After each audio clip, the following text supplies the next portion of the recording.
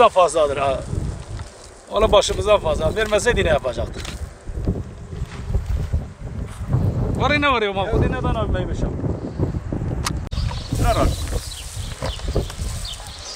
Karar değil.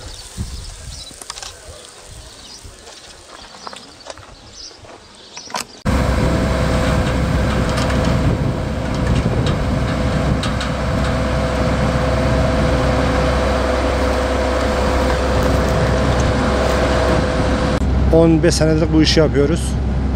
Bu sene büyük bir kuraklık var. Dana kaybı %40 falan vardır. Geçen seneki kuru olanlar bu senekiden daha iyiydi. Bu sene gördüğünüz gibi sadece sulu olanlar var. Hem saman az, hem buğday az, hem arpa. Bu sene millet çok sıkıntı çekecek. Artık bu hayvan sahipleri, onlar da bayağı bir sıkıntı çekecekler. Gördüğünüz gibi yani bu sene bayağı bir kuraklık olmuş. Saman geçen sene 400'e alıyorlardı. Bu sene en az 700'e alacaklar. Bu arpa geçen sene 1,5'tu, 1,200'dü. Bu sene 3'ten aşağı almazlar. Buğday geçen sene en iyi buğday 2,5'tu. Bu sene 3'ten aşağı almazlar. Yani milletimiz, Güneydoğu'daki milletimiz bayağı bir sıkıntı çekecek bu sene.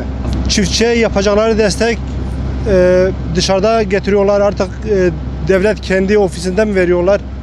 Bu sıkıntıları gidermeleri lazım. Çünkü küçük çiftçiler bu arada kaynayıp gidecekler. Hiçbir şey kalmaz. Hayvan sahipleri şimdiden hayvanları satmaya başladılar. Bu kuru ekim sahipleri şimdiden perişan durumdalar. Gelecek sene tohumu nerede getirecekler? Mazot parasını nerede getirecekler? Gübre parasını nerede getirecekler? O da muamma. Yapabilecekleri bir şey varsa devlet bu konuda yardımcı olmaları lazım. En az mazot, güzel bir mazot desteği vermeleri lazım. Gübreyi çok ucuz vermeleri lazım. Tohum desteği vermeleri lazım. Devletin yapabilecekleri çok şey var. Bunları yapmaları lazım. Mesela geçen sene bu tarla yine de ben biçtim. 600-700 veriyorken bu sene 400 veriyor. Kaç dönüm var bu tarla? Bu tarla 200 dönüm. Diyelim dönümünden 400 kilo geliyor, bu sene geliyor. Geçen sene 700 kilo geliyordu. Kurulardan en az 400 geliyor. Bu sene kurulardan hiçbir şey yok. Yani gördüğünüz gibi kuru falan bir şey kalmamış. Yani çiftçi büyük bir sıkıntı yaşıyor. Zaten çiftçi bitmiştir. Bu sonta sahipleri, kuyu sahipleri biraz toparlayabilir ama onlar da nereye kadar götürecekler o da belli değil. Bayağı bir sıkıntı var. Valla başımızdan fazla. Vermeseydi ne yapacaktık? Bu gördüğünüz buğday da biraz sulu diyoruz ama maalesef suluda da tadı yok. Kuraklıktan dolayı tadı yok. Her şey almış başına gidiyor. Mazot ne alınıyor? Gübre 6 milyona çıkmış. Ceyran hakeza. Yani öyle olmuş ki artık millet baş çıkaramıyor yani. Gerçekten bir teneke yağ ne olmuş? 300 milyon olmuş. Bizim buğday nedir? Buğday 3 milyondur. 2 milyon 800'dür. Doğrudur. Yani bu böyledir. Çiftçi perişandır. Yani netice odur. Yani belki benim durumum iyi olabilir ama seninki olmayabilir. Ben genel konuşuyorum. Millet perişandır yani zor durumdadır. Geçen sene çok şükür güzeldi. Bu sene %100 yok yani. Yani şimdi bizim köyün 300 hane falandır. Yani nereye baksan ancak 2-3 bin dönüm ya suli var ya yok. Komple kuralık yandı gitti yani. Yağmur olmayınca da bir şey de yetişmez ki. Ha bir suli benimki suli var diğerinki yok yani. Bir 200 dönümle iş bitmez ki. Artış olsa ne olacak? Bana bir 20 ton gelmişse ne olacak yani? 200, 300, 500 fazla olmuşsa ne olacak? Bir faydası yok ki. Ha gübreyi düşürsün. Gübre 6 milyon olmuş. Şimdi 6 milyon ha. Ben öyle 4 milyon olmuş. Yani öyle olmuş alınmıyor yani. Ben şimdi çiftçi ne yapacağını bilmiyorum. Yok da her şey bağlanmış. İlaç alınmıyor. Gübre alınmıyor. Mazot alınmıyor. Yağ alınmıyor. Her şey nedir oradan kaynaklı? Sermaye odur. Sermaye bağlanınca ne olur? Millete de yansıtır. Doğrudur. Zaten millet perişan olur. Ha bak dün ekmeği de zam ettiler. Adam ne yapacak mecburen yani. Başka çaresi yok. Bir el atsınlar bu afat şeyine koysunlar yani odur yani. Buna bir destek hani 2008'de de yine böyle bir durum oldu ya. Yine bir çiftçilere bir fayda olur yani ha. Hani beklentimiz budur yani başka ne olacak? Devlet ne yapacak? Yani çok diyeceğiz size bir yardımda bulunayım. Odur Peki, ya. Yardımda? Ya ona dünün başı artık mazottur, gübredir işte bir şey. bir fayda olur yani, odur. Başka ne yapacak? Devlet de ne yapacak? Şimdi tepeciler ortada kalkmış, şimdi banka tepecidir. Değil mi? Şimdi eskiden tepeci vardı, şimdi tepeciler artık güvenmiyor. Bankayı yönlendirmiş, ikinci tepeci banka olmuş. Mecbur adam sıkılıyor oraya. Diyor nasıl olsa devlet beni öldürmüyor. Biliyorsun, şahıs olsa tepecidir, o niye paranı veriyor, yani öldür. Önerimiz bir yardım olsa iyi olur çiftçilere, biliyorsunuz, yardımımız olur. Yalnız devlet eğer madeki el atıyorsa gübre mazota el atsın. Ceyrana el atsın. Ceyrancılar ne yapıyorlar? Öyle uyanık olmuş ki adam. Geliyor senin son taşına bakıyor. Biliyorsun. Bakıyor, sen gidiyor, bir şey de demiyor ha, arkasında ne yapıyor? Kaçaktır diye. Ya zaten bir kardeşim bir faturasına bak, ne kadar gelmiş bu adamın. Sen artı bir de yine kaçak diyorsan, gidiyorsun itiraz ediyorsun, senin ismin çıkmış ya. Ya zaten kaçaktır diyor. Vallahi 163 milyar 100 milyon para verdim ben. Sadece bu yılki fatura. Geçen senenin, ya hani bu seneki çıkmamış. Bu seneki de çıksa zaten 120 milyar yine çıkmış. Sade buğdaların 80, 100, 120. Yani konuyordur. Bir sene zaten kurarlıktan dolayı yani çiftçi en düşük seviyededir. Çiftçinin seneden seneye borcun altından çıkmıyor. Yani bazen diyorlar efendim biz buğdaya prim vermişiz. Gübreyle mazota 1000 milyar gelince buğdanın 200-300 prim vermişsin. O fiyat değil ki. 1 litre mazot 7 milyar 400'erdir. Gübrenin tonu 5 milyar, 18'e 46, 5 milyar, 6 milyara çıkmış. Yani bu Tarım Bakanı'ndan istiyoruz. Yani bu çiftçinin halini bir sorsun. Efendim hele bu çiftçi ne tabakadadır? En düşük tabaka çiftçidir. Yani istediğimiz millet buğdanın kilosu bilince yarın bir torba un 200-300 milyona çıkacak. Yani bu durum olmak istemiyoruz. Geçen sene mazotun litresi 4,5'tu. Bu sene 5-6 milyona çıkmış. Çok fark var. Gübrenin aynısı. Gübre almışız. Tonu 2,5 alıyorduk, 3'e alıyorduk. Bu sene 5,5-6 milyona çıkmış.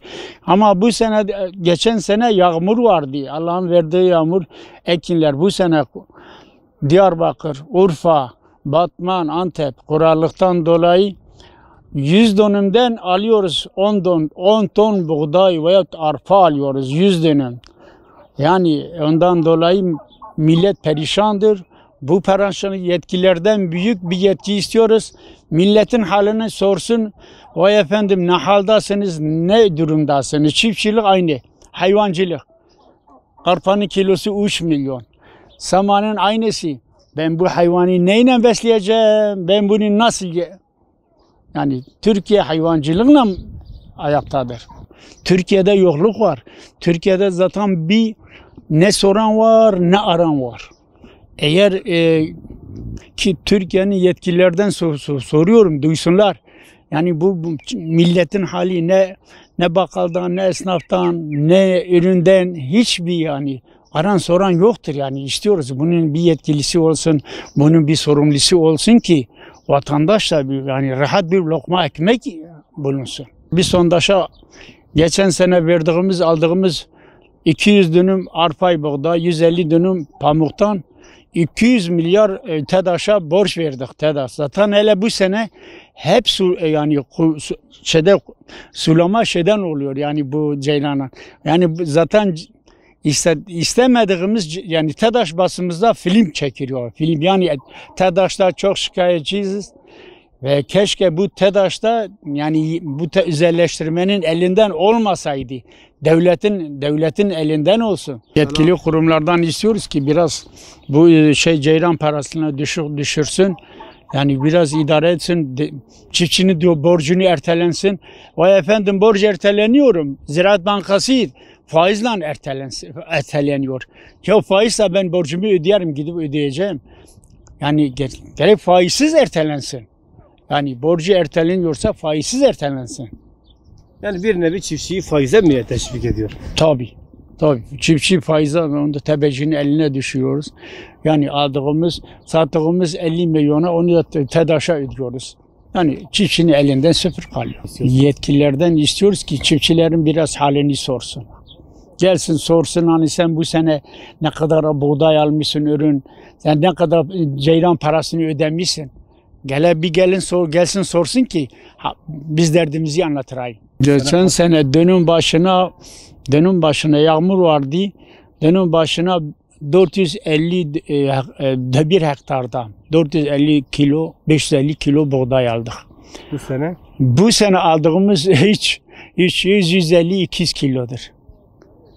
Bunun sebebi da yağmur yoktu. Ondan sonra sulamayla yeterli değildi. Yani kuyudan sulamaya yeterli değildi. Biz Allah'ın vereceğini bir rahmetle yani 200-500 dönüm ekin ektik. Yani sulama da bir yere kadardı. Tabii yetmiyordu. Ondan sonra ikide bir ceyran gidip gel. Yani zaten bu ceyran elinden perişanız. Günden 2-3 sefer bizim bu Yaprakbaşı, Çınar'ın 11, FM 1-11. Günden 3 sefer ceyran gidiyor. Günden 3 sefer. Gidip gelince o sondaştan bir arzası 10 milyon paradır. 10 milyar. 10 milyar. Ya Allah'tan kork. Yani ne rüzgar var, ne yağmur var, ne fırtına var.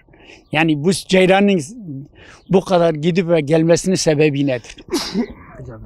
Arpa buğdanı vereceği dönüm başı, ton başına 50-48 milyon veriyor. 48 ton başına. Pamukla gübre mazotun verip adam ekmiş 200 dönüm pamuk ekmiş, adama vermiş mazotla gübre parası 14 milyar. Yani ben böyle bankada aldığı zaman ben gözümle görmüşüm ne kadar para almış. Yani 14 milyon neye yetecek? Neye? Gübre mi? Mazota mı yetecek? Çiftçiye bir TEDAŞ'tan bir yardımcı olsunlar. Çiftçinin de bir borcu ertelensin ya. Bir borcu faizsiz ertelensin Allah aşkına. Faizsiz ertelensin ya. Bu sene hani görüyor hani kuraklık %100'dür. O efendim bir gün gelip ne ziraattan gelmiş ne bir yerden gelmiş de bizim köye bile gelip gelmediğimizi görmedi yani. Gelip basınlar ekin ne haldadır ne durumdadır. O efendim kuraklıktır. Çiftçinin borcu neresi bankanın? Benim Ziraat Bankası'na borcum yok. Borcum yoktur. Olanın faizsiz ertelensin ya. Adam borçtan dolayı ekmiyor. Ekmediğine dolayı zaten düşüyor. Çiftçi ölüyor. Traktörünü de satıyor, tarlanı da satıyor. Yokluktan satıyor adam. Mecburen ya yerin köyünden güç edecek veyahut traktörünü tarlanı satıyor, borcunu ödeyecek.